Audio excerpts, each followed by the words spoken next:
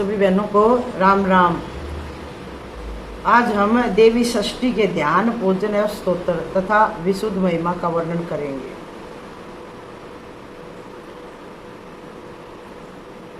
गुरुर्ब्रह्मा गुरुर्विष्णु गुरुदेव महेश्वर, गुरु साक्षात परब्रह्म तस्मै श्री गुरुवे नमः। तस्मै श्री गुरुवे नमः। प्रथम गुरु वंदना करूं, फिर मनाऊं गणेश गुरु माता शारदा, मेरे खंड करो परवेश। नमो दिव्य जगन मातृ शिवाय संततम नमः। नारद जी ने कहा, प्रभु भगवती षष्ठी, मंगल चंडिका तथा देवी मनसा, ये देवियां मूल प्रकृति की कला मानी गई है। मैं अब इनके प्राकट्य का प्रसंग तत्वपूर्वक सुनना चाहता हूँ। भगवान नारायण कहते, मुने मूल प्रकृति के छठे अंश से प्रकट होने के कारण ये षष्ठी देवी कहलाती है। बालकों की ये अधिष्ठात्री देवी है।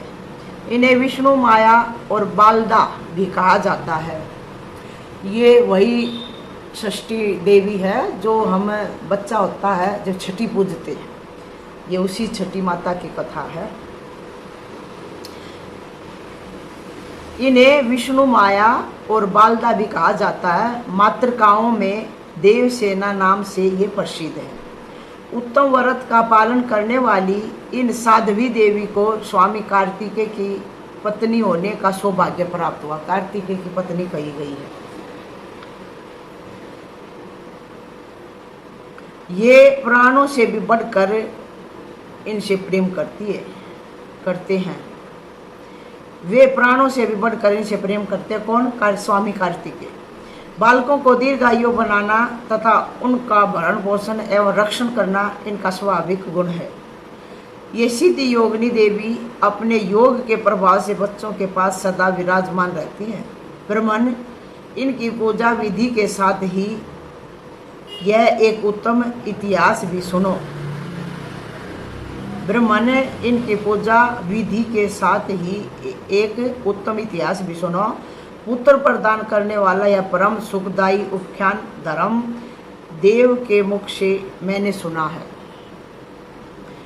प्रियव्रत नाम के एक राजा हो चुके। उनके पिता का नाम था स्वाम्भु मनु। प्रियव्रत योगी राज होने के कारण विवाह करना नहीं चाहते थे। तपस्या में उनकी विशेष रुचि थी, परंतु ब्रह्मा जी की आज्ञा तथा सत्य पर्यंत के प्रभाव से उन्होंने विवाह कर लिया। मुने विवाह के बाद सुदीर्घ काल तक उन्हें कोई संतान नहीं हो सकी। तब कश्यप जी ने उनसे पुत्रेष्टि यज्ञ करवाया। राजा की प्रियसी भार्या का नाम मालिनी था। मुनि ने उन्हें चरु प्रदान किया। चरु भक्षण करने के पश्चात रानी मालिनी गर्भवती हो गई।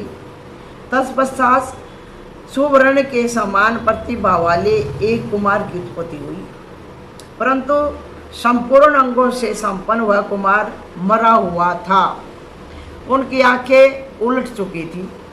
उसे देखकर समस्त नारियां तथा बांधुओं की स्त्रियां भी रो पड़ी। पुत्र के असह्य शोक के कारण माता को मूर्छा आ गई। मुने राजा प्रियव्रत उस मृत बालक को लेकर शमशान में गए। उस एकांत भूमि में पुत्र को छाती से चिपका कर आंखों से आंसुओं की धारा बहने लगी। इतने में उन्हें वहाँ एक दिव्य विमान दिखाई पड़ा। शुद्ध स्फटिक मणि के समान चमकने वाला वह विमान अमूल्य रत्नों से बना हुआ था। तेज से जगमगाते हुए उस विमान की रेशमी वस्त्रों से अनुपम शोभा हो रही थी। अनेक प्रकार के अद्भुत चित्रों से वह विभूषित था। पुष्पों की माला से वह सुसज्जित था। उसी पर बैठी हुई मन को मुग्ध करने वाली एक परम सुंदरी देवी को राजा प्रियव्रत ने देखा।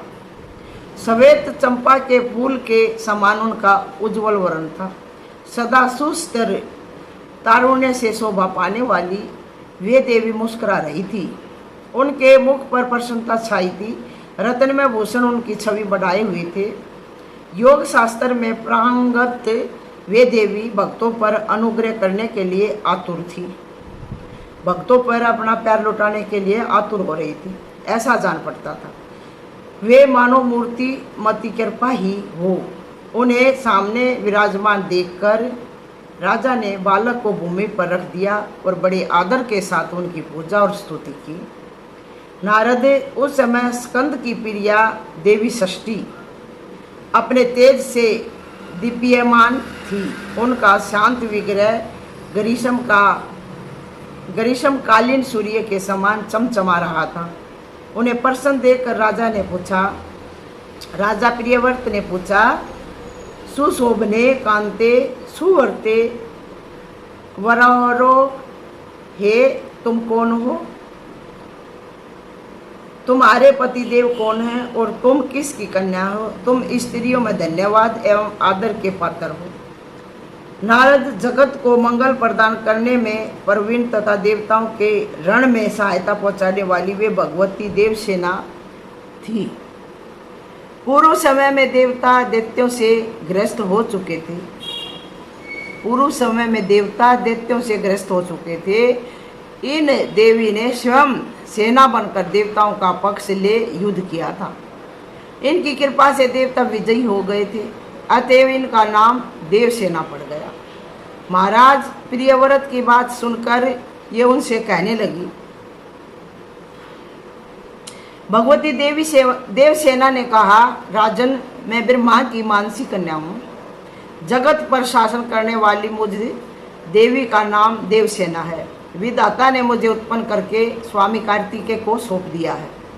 मैं संपूर्ण मार्तिकाओं में प्रसिद्ध हूँ। स्कंद की पतिव्रता भार्या होने का गौरव मुझे प्राप्त हुआ है। भगवती मूल प्रकृति के छठे अंश से प्रकट होने के कारण विषम में देवी षष्ठी नाम से मेरी प्रसिद्धि है। मेरे प्रसाद से पुत्रहीन व्यक्ति सुयोग्य पुत्र, प्रियाहीन जनप्रिया, दरिद्री धन तथा कर्मशील पुरुष कर्मों के उत्तम फल प्राप्त कर लेते हैं।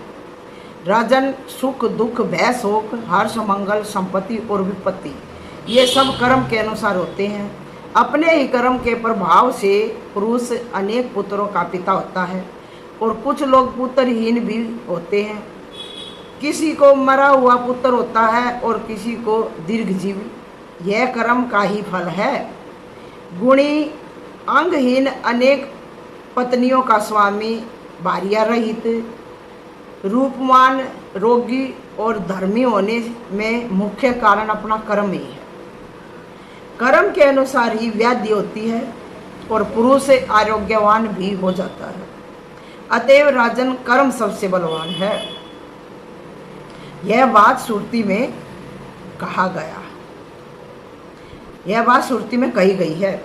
मुने इस प्रकार कहकर देवी षष्ठी ने उस बालक को उठा लिया और अपने महान ज्ञान के प्रभाव से खेल खेल में ही उसे पुनः जीवित कर दिया। अब राजा ने देखा तो सुवर्ण के समान प्रतिभा वाला वह बालक हंस रहा था। अभी महाराज प्रियव्रत उस बालक की ओर देख ही रहे थे कि देवी देवसेना उनसे अनुमति ले चलने को तैयार हो गई। ब्रह्मन उस समय देवी ने राजा से कर्म निर्मित वेदोक्त वचन कहा। देवी ने कहा, तुम स्वयं भू मनु के पुत्र हो। त्रिलोकी में तुम्हारा शासन चलता है।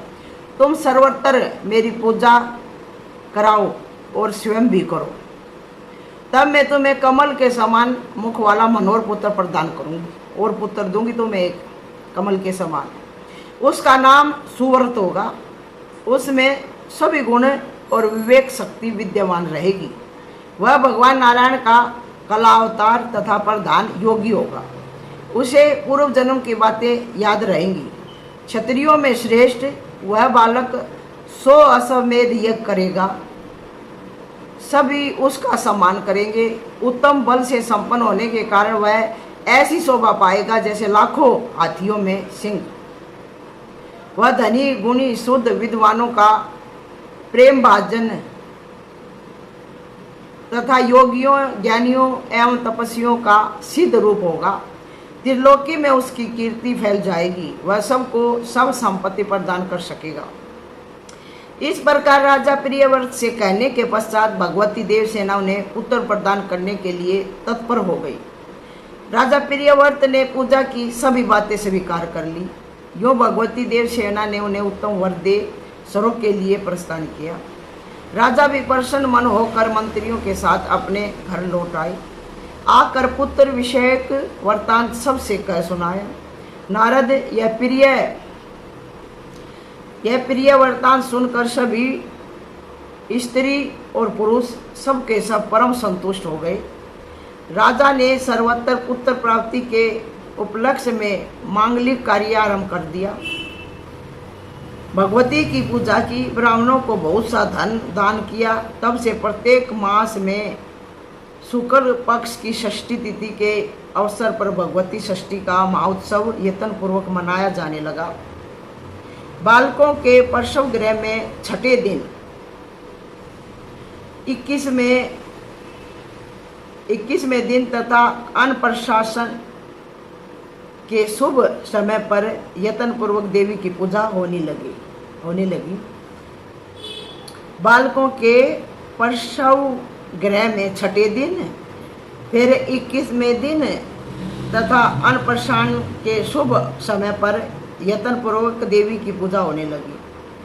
सर्वत्र इसका पूरा प्रचार हो गया। स्वयं राजा प्रियव्रत भी पूजा करते थे। सुव्रत अब भगवती देवसेना का ध्यान पूजन स्तोत्र कहता हूँ, उसे सुनो। यह प्रसंग कोथम शाखा में वर्णित है। जो मैं कह रहा हूँ ये प्रसंग कोथम शाखा में वर्णित है। धर्मदेव के मुख से सुनने का मुझे अवसर मिला था। मुने शालिग्राम की प्रतिमा कलश अथवा वट के मूल भाग में या दीवार पर पुतलिका बनाकर प्रकृति के छठे अंश से प्रकट होने वाली शुद्ध स्वरूपणी इन भगवती की इस प्रकार पूजा करनी चाहिए। विद्वान पुरुष इनका इस प्रकार ध्यान करे। सुंदर पुत्र, कल्याण तथा दया प्रदान करने वाली ये देवी जगत की माता है। श्वेत चंपक के समान इनका वर्ण है। रत्नमय भूषणों से ये अलंकृत है। इन परम पवित्र स्वरूपणी भगवती देवसेना की मैं उपासना करता हूँ। विद्वान पुरुष यूँ ध्यान करने के पश्चात भगवती को पुष्पांजलि समर्पण करे। पुण्य ध्यान करके मूल मंत्र से इन साध्वी देवी की पूजा करने का विधान है। पाद्य, अर्ध, आचमने, गंध, पुष्प, दीप, विविध प्रकार के निवेद्य तथा सुंदर फल द्वारा भगवती की पूजा करनी चाहिए। उपचार अर्पण करके पूर्व ओम ह्रीं षष्ठी देवी स्वाहा इस मंत्र का उच्चारण करना विहित है। पूजक पुरुष को चाहिए कि यथाशक्ति इस अष्टाक्षर महामंत्र का जप भी करे। तदंतर मन को शांत करके भक्तिपूर्वक स्तुति करने के पश्चात देवी को प्रणाम करे। फल प्रदान करने वाला यह उत्तम स्तोत्र सामवेद में वर्णित है। सामवेद का है ये स्तोत्र।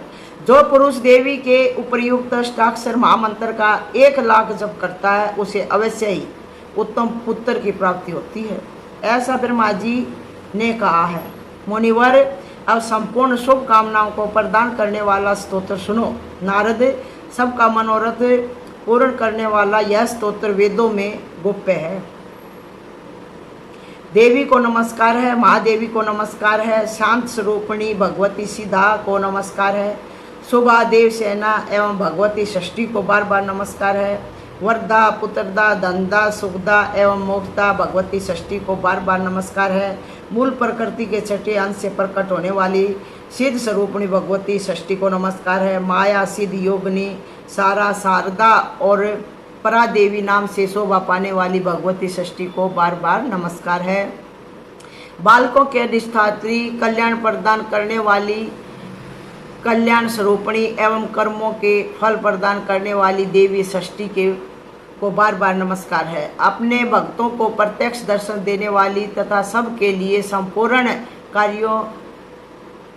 कार्यों में पूजा प्राप्त करने की अधिकारिणी स्वामी कार्तिकेय की प्राण प्रिया देवी षष्ठी को बार बार नमस्कार है। मनुष्य जिनकी सदा वंदना करते हैं तथा देवताओं की रक्षा में जो तत्पर रहती है, उन शुद्ध सत्व स्वरूपा देवी षष्ठी को बार बार नमस्कार है। हिंसा और क्रोध से रहित भगवती षष्ठी को बार बार नमस्कार है। सुरेश्वरी, तुम मुझे धन दो, प्रिया पत्नी दो और पुत्र देने की कृपा करो। महेश्वरी, तुम मुझे सम्मान दो, विजय दो और मेरे शत्रुओं का संहार कर डालो। धन और यश प्रदान करने वाली भगवती षष्ठी को बार बार नमस्कार है। सुपूजते, तुम भूमि दो, प्रजा दो, विद्या दो तथा कल्याण एवं जय प्रदान करो। तुम षष्ठी देवी को बार बार नमस्कार है, नमस्कार है, नमस्कार है। इस प्रकार स्तुति करने के पश्चात महाराज प्रियव्रत ने षष्ठी देवी के प्रभाव से यशस्वी पुत्र प्राप्त कर लिया। ब्रह्मन, जो पुरुष भगवती षष्ठी के इस स्तोत्र को 1 वर्ष तक स्मरण करता है, वह यदि अपुत्री हो तो दीर्घजीवी सुंदर पुत्र प्राप्त कर लेता है। जो 1 वर्ष तक भक्तिपूर्वक देवी की पूजा करके इनका यह स्तोत्र सुनता है, उसके संपूर्ण पाप विलीन हो जाते हैं। महान वंद्या भी इसके प्रसाद से संतान प्रसव करने की योग्यता प्राप्त कर लेती है। यहाँ पे वंद्या की जगह जो बांझ होती है, उसका मतलब है जो बांझ होती है वो भी अगर 1 साल तक इस स्तोत्र का पाठ करे तो वो भी पुत्र पैदा करने की योग्यता प्राप्त कर लेती है। वह भगवती देवसेना की कृपा से गुणी, विद्वान, यशस्वी, दीर्घ आयु एवं श्रेष्ठ पुत्र की जननी होती है। काकवंजा अथवा मृत वत्सा नारी 1 वर्ष तक इसका शरण करने के फलस्वरूप भगवती षष्ठी के प्रभाव से पुत्रवती हो जाती है। यदि बालक को रोग हो जाए तो इसके माता पिता 1 मास तक इस स्तोत्र का शरण करे तो षष्ठी देवी की कृपा से उस बालक की व्याधि शांत हो जाती है। बोल भगवती षष्ठी महारानी की जय हो, देवसेना महामाई की जय हो। यहाँ पे अध्याय हमारा 46 संपन्न हुआ। आज की कथा को यही विराम देते हैं। सभी बहनों को मीठी मीठी राम राम। श्री कृष्ण गोविंद हरे मुरारी, हे नाथ नारायण वासुदेवा। श्री कृष्ण गोविंद हरे मुरारी, हे नाथ नारायण वासुदेवा। हे नाथ नारायण वासुदेवा, हे नाथ नारायण वासुदेवा। कल की कथा में आएगा भगवती मंगल चंडी और मनसा देवी का उपख्यान। सभी बहनों को राम राम।